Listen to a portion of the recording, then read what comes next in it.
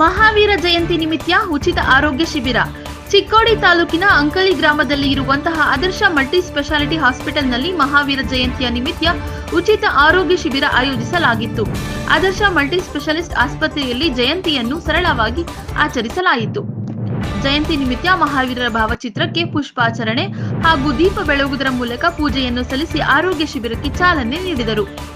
ಕಾರ್ಯಕ್ರಮವನ್ನು ಉದ್ಘಾಟಿಸಿ ಮಾತನಾಡಿದ ಡಾಕ್ಟರ್ ಆದರ್ಶ ವಸವಡೆಯವರು ಅಂಕಲಿ ಗ್ರಾಮದಲ್ಲಿ ನುರಿತ ವೈದ್ಯರು ಉಚಿತ ಆರೋಗ್ಯ ತಪಾಸಣೆ ಶಿಬಿರಗಳನ್ನು ಹಮ್ಮಿಕೊಂಡು ಉಚಿತವಾಗಿ ಸೇವೆ ನೀಡುತ್ತಿರುವುದು ಅಂಕಲಿ ಸುತ್ತಮುತ್ತಲಿನ ಗ್ರಾಮೀಣ ಭಾಗದ ಜನರಿಗೆ ವರದಾನವಾಗಿದೆ.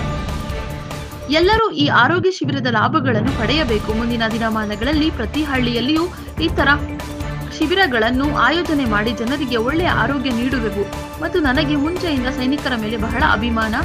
ದೇಶ ಕಾಯುವ ಸೈನಿಕರಿಗೆ ಹಾಗೂ ಅವರ ಕುಟುಂಬದವರಿಗೆ ನಮ್ಮ ಆಸ್ಪತ್ರೆಯಲ್ಲಿ ಕಡಿಮೆ ದರದ ಚಿಕಿತ್ಸೆ ನೀಡಲಾಗುವುದು ಎಂದರು.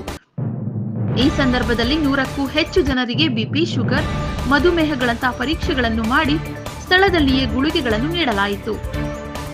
ಇನ್ನೊಂದೇನಂದ್ರ ನಮ್ದು ಮುಂಚೆಯಿಂದ ನಮ್ದು ಏನ್ ಸೋಲ್ಜರ್ಸ್ ಇದಾರಲ್ಲ ಅವ್ರ ಮೇಲೆ ನಮ್ಗೊಂದ್ ಸ್ವಲ್ಪ ಪ್ರೀತಿಗಿಂತ ಭಕ್ತಿ ಜಾಸ್ತಿ.